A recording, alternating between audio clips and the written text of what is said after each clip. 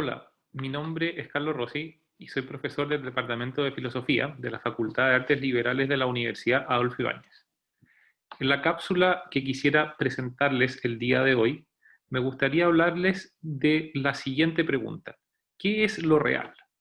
Esta pregunta, ¿qué es lo real?, es una pregunta que ha motivado la reflexión filosófica por parte de los filósofos desde el comienzo de la filosofía en el Mediterráneo y la antigua Grecia. Podríamos en general dividir esta pregunta en dos subpreguntas, ¿no?, que son abordadas a su vez por dos partes centrales de la filosofía, a saber, la ontología y la epistemología. La primera parte de la pregunta, precisamente, y aunque suene un poco tautológico, consiste en lo siguiente: ¿qué es lo real? Es decir, ¿cómo podemos distinguir aquello que es verdaderamente real de aquello que simplemente es aparentemente real?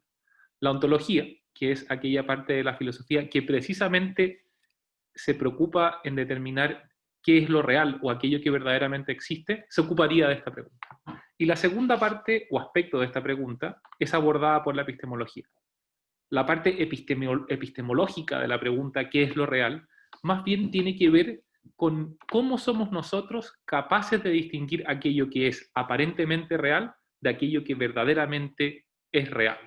En otras palabras, podríamos decir que el aspecto epistemológico de la pregunta ¿qué es lo real?, tiene que ver, en otras palabras, en cómo distinguimos apariencia y realidad. Para responder esta pregunta en sus dos aspectos, nos serviremos de la ayuda de quizás uno de los filósofos más famosos en la historia de la filosofía, a saber, Platón, y una famosa alegoría que Platón nos propone en el libro sexto de su obra La República. Esta alegoría, que quizás ustedes ya conocen, se ha llamado tradicionalmente la alegoría de la caverna.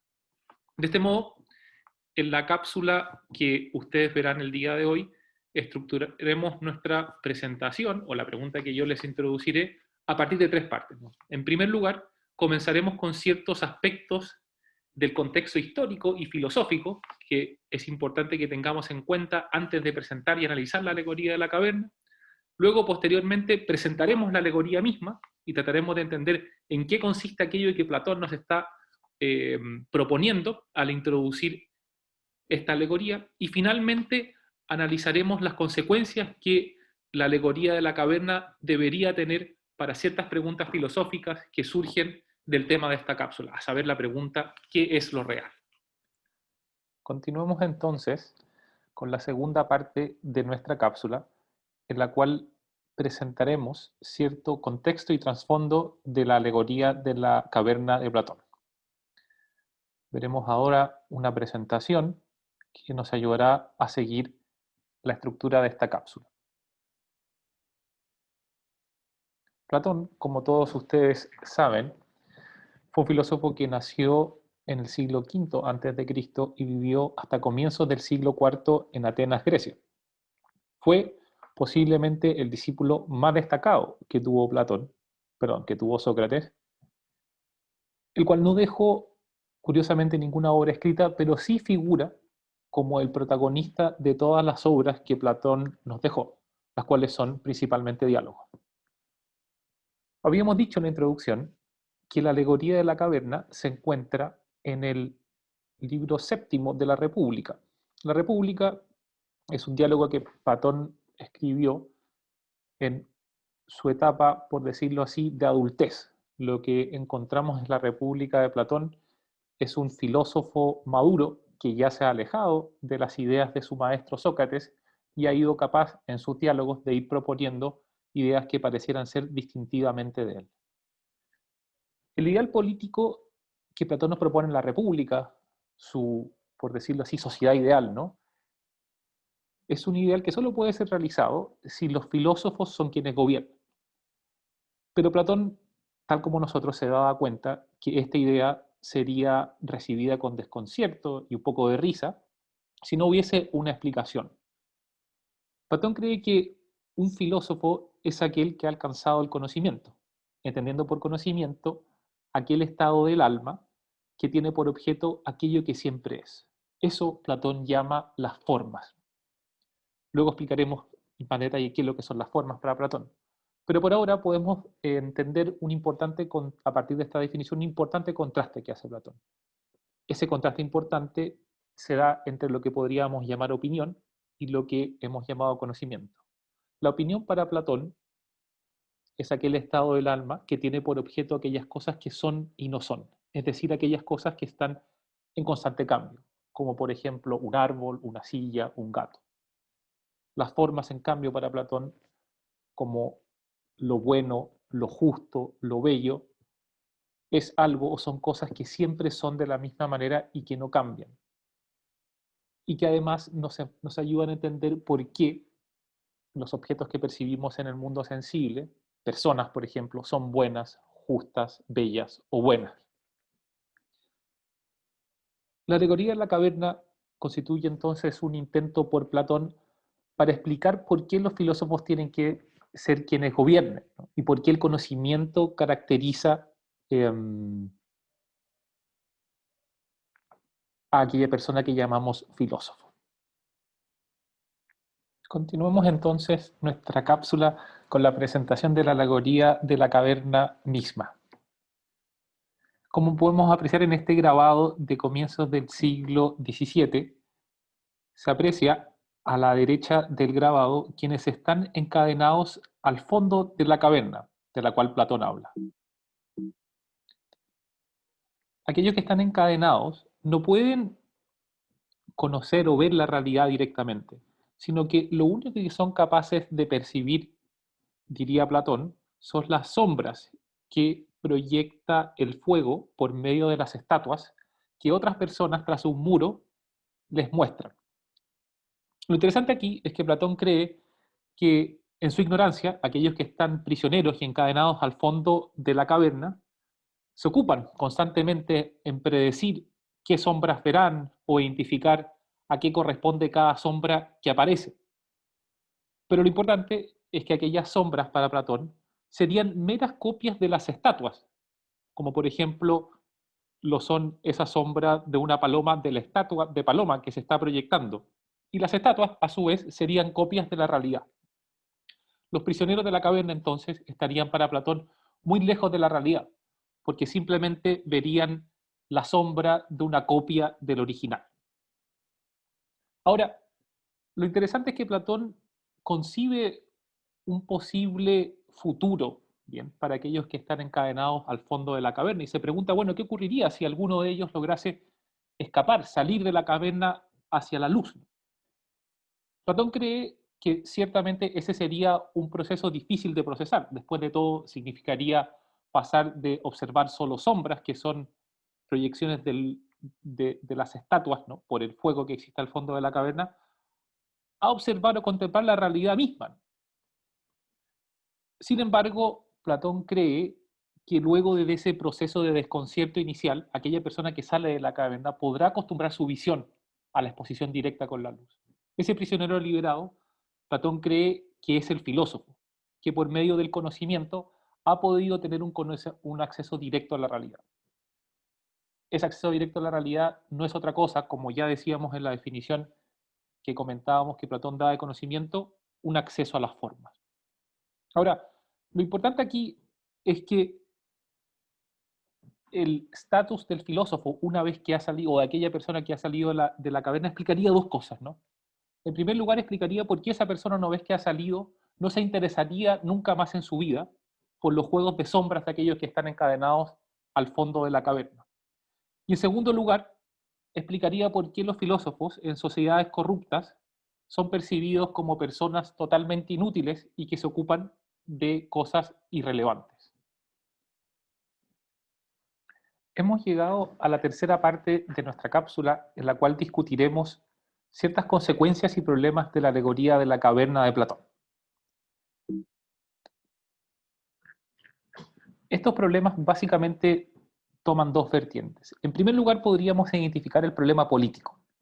Y el problema político que surge de la alegoría de la caverna de Platón es el siguiente. Por una parte, no es claro cómo una vez que quienes hayan logrado liberarse del fondo de la caverna y hayan podido salir y contemplar la realidad tal como es decir, hayan podido tener acceso a las formas, vayan a poder convencer o persuadir a aquellas personas, a aquellos ciudadanos que aún se encuentran prisioneros en el fondo de la caverna, contemplando sol, contemplando sombras. Por otra parte, tampoco es claro por qué aquellos que han logrado salir de la caverna querrían volver, es decir, tendrían algún interés en volver al mundo de sombras del fondo de la caverna y querrían persuadir a sus conciudadanos, a las demás personas que solo contemplan sombras, de que los dejasen gobernar, ¿no? Respecto a lo primero, Platón es más bien pesimista. Platón cree que quienes deben gobernar en una sociedad rara vez van a lograr hacerlo. Pero respecto a lo segundo, Platón se muestra un poco más confiado, porque considera que dado el carácter generoso y desinteresado de quienes han logrado salir de la caverna y han logrado ver la realidad tal como es, deberían, a pesar de su inclinación, interesarse por el gobierno de la sociedad. Además, cree Platón, este tipo de personas cuenta esencialmente una característica que él cree que deben tener los gobernantes, a saber, que deberían ser personas que no les interesase gobernar, porque esa será prueba de que gobernarán no por su propio interés, sino por el interés común. El segundo problema, podríamos llamarlo, es el problema del conocimiento, porque podríamos pensar que lo que Platón está proponiendo aquí con su alegoría de la caverna y la distinción que supone entre el mundo de sombras y el mundo material por una parte y el mundo de las formas por otra, es una separación radical entre ambos mundos, ¿no? De tal manera que se erigiera un abismo infranqueable entre ambos. Pero podríamos decir, la caverna no está todo separada, no está completamente separada del mundo exterior. Sabemos, por lo que nos dice Platón mismo, que se puede salir de la caverna. Eso lo hace el filósofo. Y por otra parte, las estatuas cuyas sombras vemos proyectadas por el fuego en las paredes de la caverna son imágenes de la realidad. Es decir, tienen una cierta conexión con la realidad, a pesar de que no son la realidad misma, sino copias de ella. Quizás entonces lo que Platón está proponiendo son dos formas de ver la realidad. Una a partir de conocimiento sólido, que sería la manera en la cual ve la realidad aquella persona que ha salido de la caverna y ha podido contemplar las formas directamente, y otra a partir de opiniones transitorias y con poco fundamento, que sería el tipo de acceso que tiene la realidad quien todavía permanece encadenado al fondo de la caverna. El problema del conocimiento tiene un segundo aspecto. Bien, podríamos decir que el primer aspecto es el de la separación y el segundo aspecto es el del tipo de conocimiento que Platón cree que alcanzamos una vez que salimos de la caverna. Algunos creerán que ese tipo de conocimiento es una especie de revelación o conocimiento místico y que por tanto no se podría explicar por medio de las palabras y la enseñanza. Pero parece que Platón, a pesar de que ciertos intérpretes suyos han sugerido esta idea, sugiere otra cosa.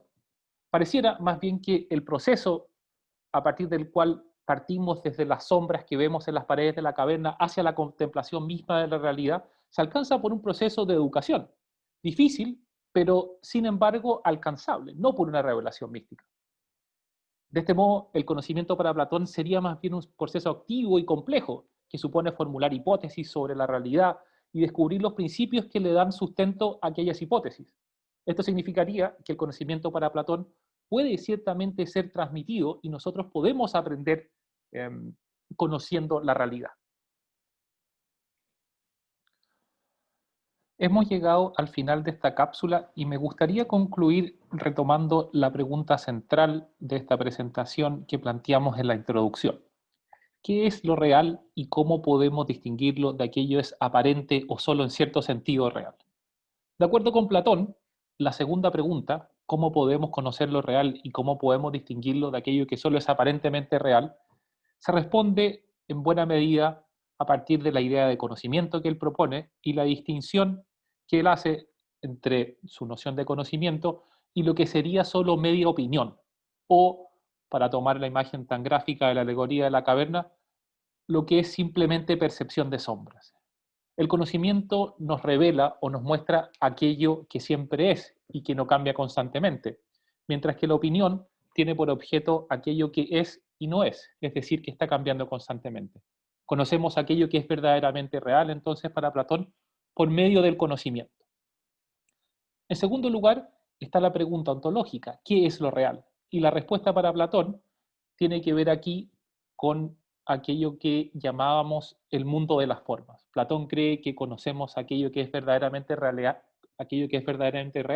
cuando conocemos las formas y no el mundo material, es decir, los objetos sensibles, que están en constante proceso de cambio y por tanto son y no son. Sería, en ese sentido, aquello que solo pueden percibir los que se encuentran encadenados al fondo de la caverna y que aún no se han podido liberar y contemplar la realidad con la luz del exterior de la caverna. Muchas gracias y espero que esta cápsula les haya servido.